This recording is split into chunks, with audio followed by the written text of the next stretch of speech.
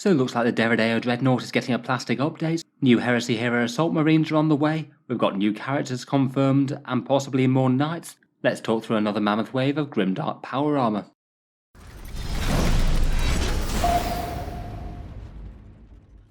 Hello and welcome back to Warspec Tactics, where Games Workshop really has been keeping the reveals and teasers coming thick and fast at Warhammer Fest. We've had the massive 40k announcements on Saturday, interesting teasers for Epic, and there should be a Kill Team show in the not too distant future, which I'll also cover.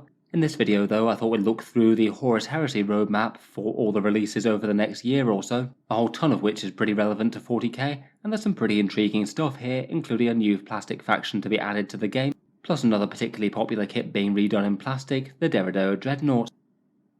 As with the other big previews at Warhammer Fest, Games Workshop streamed the preview of this one, and then uploaded a bunch more details to their community site. Perhaps the Heresy era reveals were maybe a bit more as to the things that are on the horizon, as opposed to lots and lots of pics of new miniatures. We've already got that Cerastus Knight Lancer, which seemed to be kind of more aimed at Heresy, though seems to be equally applicable to 40k to me. There's then two character miniatures, a nice flavourful Imperial Fist one in Cataphracti armour, plus a Sons of Horus character, and then maybe most intriguingly of all is the big release schedule for the next 12 months, a new Dreadnought, plastic Heresy era Assault Marines, which I think look pretty nice to be honest, a new plastic faction for Heresy with a high chance of cross-compatibility with 40k depending on what it turns out to be, a new sculpt for another Primarch which should be nice, and another mark of armour updated to current plastics to stand along all those Mark 6 beakies. Starting with the Knight that we did already talk about, we know that the Cerastus Knight Lancer is now going to be coming out in summer 2023, means that we should get our hands on this guy in September at the very latest, and then it also looks like we're getting Lords of War coming in the autumn, which I'd guess would be his counterpart other knights, things like the Castigator or the Acheron. Kind of similar to the Spartan Knights variants, I would be surprised if they just brought back the one of it in plastic and didn't bother remaking the other armaments for our big stompy tall robot. Should be pretty exciting, I'm quite keen to pick one of those up for my own Imperial Knight household. For the actual Space Marine character reveals today, we've got two. This guy's apparently called Veren Asherodon. He could easily be used as a Chaos Space Marine character if you wanted. He's got a nice power axe and you could probably use him as a Chaos Lord on foot if you'd like. Apparently the lore of this one is to fit in with an Imperial Fists vs Sons of Horus campaign, one splinter of Warmaster Horus's invasion force being tasked to take down Chthoniya, the homeworld of the Sons of Horus Legion that had previously been captured by Loyalist forces. I think he's quite a nice little character for sculpt, maybe not enormously ornate or standout. Perhaps because he's slightly later on in the Heresy, his armor's acquired a few spikes now, though maybe not quite as many as they'll eventually have in 40k. Looks like he comes with a head squab, either bareheaded or that helmet, and it looks like he's going to be a Forge World resin miniature as well, so likely in the region of £30, €40 or $50, could be a tiny bit cheaper perhaps. It seems that they're keeping going with their theme of most character models being resin and most core options being plastic. It does mean that these individual character sculpts are very expensive though. Out of the two miniatures revealed, I think my favourite is this Lord Castellan Evander Garius, basically an Imperial Fist captain in Cataphractad Terminator armour with a Power Fist and Volkite gun. Looks like either the Volkite or a Lascannon blast or something has already melted a heretic that he's standing on, a great big blast hole in his shoulder pad that seems to have burnt all the flesh off this guy's skull. The story of this guy is that he is a slightly disfavoured son of Dawn, an ancient general hailing from Terra who rose within the ranks of the Imperial Fists, but due to being somewhat vainglorious and making some odd decisions, plus overly brutal for Dawn's tastes, he's basically relegated to garrison duty and has been cracking down on the planet's populace with quite harsh measures as a result. To be fair to him, Horus's gang-ridden homeworld probably isn't the easiest place to govern. Kinda cool though that they're painting the Loyalist as probably the nastier out of the two characters here. Quite a fun little narrative. I think he'd make a really quite nice Terminator HQ to be honest. That cloak's really quite nice and he cuts a very imposing figure. Again though, probably a very expensive bit of resin. £30, €40 or $50 seems to be somewhat in keeping with Terminator characters from them. Then beyond that, we've basically got this Horus Heresy release roadmap for this year. It is kind of handy as well, they've divided the releases into plastic and resin, which bits are being made by Games Workshop and which bits by Forge World. Those Space Marine characters are going to be coming out in spring apparently, so I guess that means they should be released at least somewhat imminently. The Knight Lancer's confirmed to be coming out in summer, and then we've got a fair few really interesting little plastic releases which we'll go through one by one. Firstly, in summer we're going to be getting a new plastic Dreadnought. Seeing out of the 3 major Forge World Dreadnought classes, they've already redone 2 of them. It was always going to be odds on to be the Deredeo, but they've also accompanied the release with this bit of artwork as well, which very clearly shows our big ranged Dreadnought in the top right hand corner of the picture. Looks like if you want some Anvilus autocannon action, then this autumn will likely have the Dreadnought for you. For those of you less familiar with the Deredeo Dreadnought, it's basically this guy, really quite a bit bigger and chunkier than the standard Castaferrum Dreadnought, but maybe not quite as big and bulky as things like the Redemptor or the Leviathan. As I mentioned, out of the Forge World Dreadnoughts, they've redone the Contemptor and the Leviathan. The Deredeo Dreadnought is the one that's left. I think it was kind of inevitable that they were going to be redoing it at some point. It is one of their more popular kits as it goes, and this guy's basically the ranged support class of Dreadnought with a choice of 3 different army weapons at the moment.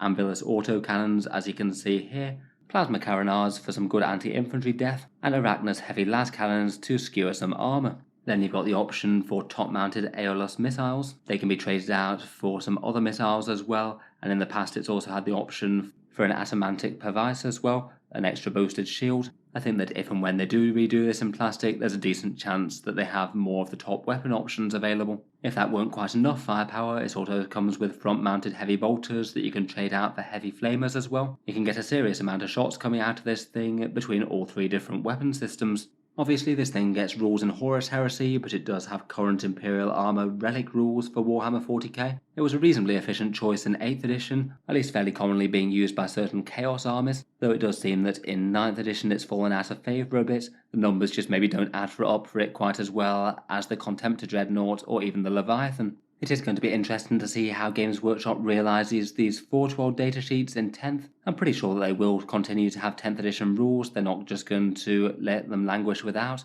Maybe more the question is whether or not they're going to have an individual Imperial Armour set of data cards, or whether or not the data cards for Forge World and stuff will literally just be mixed in with the data cards of the main faction. Hopefully we get some nice free downloadable rules for the Deredeo and plenty more. I feel like a lot of people in 40k are going to be quite excited to run things like Leviathans and Contemptors again now they've been released in plastic. My suspicion is that the release will be kind of similar to the Contemptor and the Leviathan, probably won't come with literally all of the weapon options in the same box. It'll probably be one or the other, and then maybe the option to buy some of the other weapons as an upgrade sprue, or just simply pick up the Dreadnought variant that you want. Perhaps there'll be 2 different boxes, each of which build 2 of the main arm options and the gun options on the top.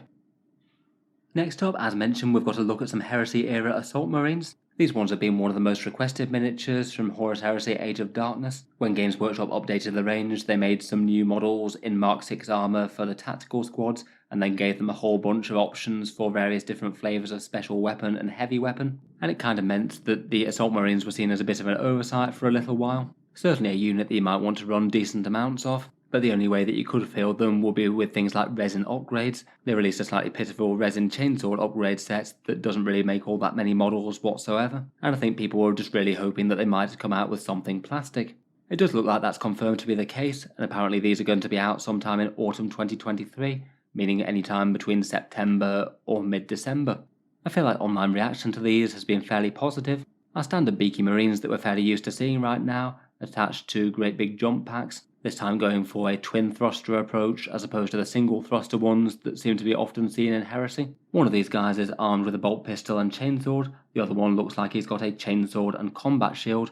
They did say that there will be a decent amount of options on the sprue. Compared with classic firstborn scaling, they will be a bit upscaled. The Heresy era marines really are quite chunky, perhaps not quite up to the height of our Primaris marine, but not far off. My guess would be that alongside other Horus Heresy kits that we've seen, these will probably wind up being at least fairly good value in terms of money per model, and they could be pretty interesting from a 40k perspective for things like Space Marine Assault Squads or Chaos Raptor units, both of which come in squads of 5, and that means that Games Workshop tends to charge a fair bit more of them per model. The gear and weapon options might not 100% match up exactly one for one, so a little bit of conversion might be required, but if you're getting a whole load of cool Space Marines for a fair bit cheaper than you might have otherwise, that could still be worth it. There might even be an option to run us some Jump Pack Primaris if we do wind up getting some of those. That at least seems fairly possible due to having seen them in that Space Marine 2 game preview. Let me know what you think anyway. I feel like as an alternate sculpt just in itself, a lot of people will be interested. Finally, from the rest of the table, we've got a fair few other things that are kind of interesting. I'd say the 3 main things though are a new armor mark, a whole new non-Space Marine Horus Heresy army coming in winter, and a new Primarch miniature coming in autumn. First up, the new Armour mark is labelled as an Armour mark update. It's going to be in plastic, and that's going to be in autumn. I'm sure the core offering for this will be a new tactical squad unit with scaling to match the current Mark 6 ones, which are a bit bigger and chunkier than even the other recent plastic sculpts that they have, things like the Iron Armour or the Mark 4 armour. Again, if we're going by that teaser picture where they had the Deredeo Dreadnought, the ones there I believe were in Iron Armour, so maybe that makes that mark the most likely to receive an update in a new plastic kit, which will be replacing the other tactical squads they reboxed not so long ago. The older tactical squad marks do the job, but they don't fit quite as well with some of the new upgrades and things they were doing for this relaunched Heresy. Seems perfectly reasonable that they could update those. I guess maybe the other possibility though would be to do one of the marks of armour that doesn't have a full tactical squad kit already, things like the Mark 5 or the Mark 2. We'll be interested to hear what you guys think they'll go for, and which ones you'd most like to see out of the other armour marks besides Mark 6. Perhaps to me the single most intriguing thing on this entire list is the new mystery army reveal that's going to be coming sometime in winter.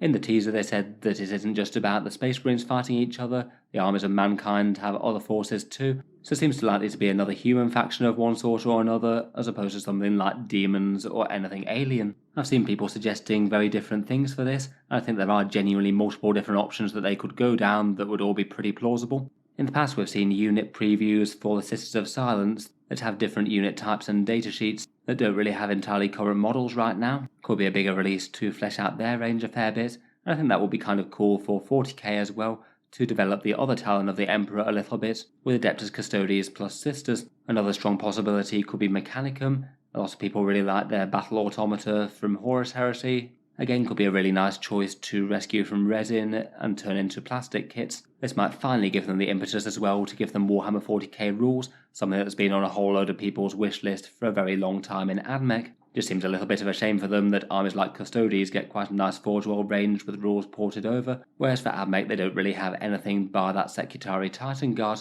Finally, another very strong option could be the Solar Auxilia, the normal human tercios fighting to defend the solar system. Again, they've had a rather fancy resin range in the past, could be really quite fun to see redone in plastic. Will certainly be interesting to see what that turns out to be. I guess in terms of usefulness for 40k, either the AdMech or the Sisters will probably translate over better. I wouldn't expect that the Solar Auxilia will be getting any 40k rules or anything. Could be kind of interesting though if you did want to convert a very unique Imperial Guard army.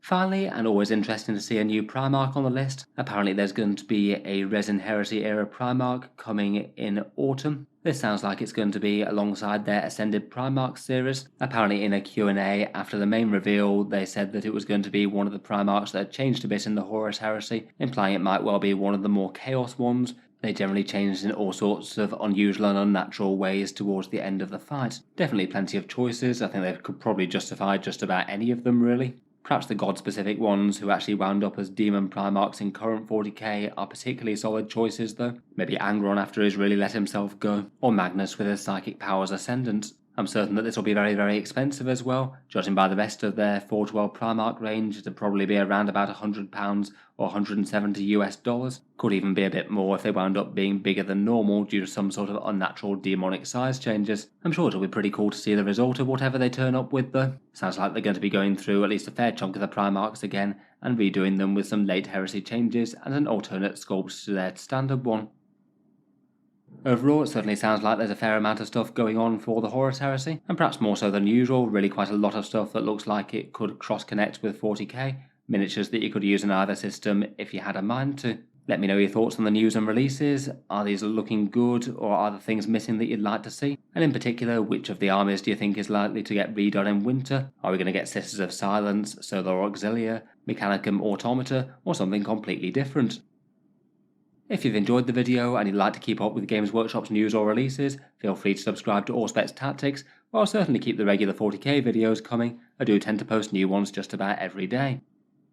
Finally, if you have been enjoying all the videos on the channel, I would just like to mention that Auspex Tactics does have a Patreon page too, and you can find that links down in the video description. If you have been getting some good value out of these videos, any support is enormously appreciated with keeping them coming. Channel patrons do get a few advantages, seeing certain videos early, regular votes to see what sort of things come next on the channel, and automatic entry into the regular prize giveaways with a chance to win some big model kits each month. If any of that sounds good to you, or you'd just like to help support, the link is down in the video description. In any case, a massive thank you for listening, and I'll hope to see you guys next time.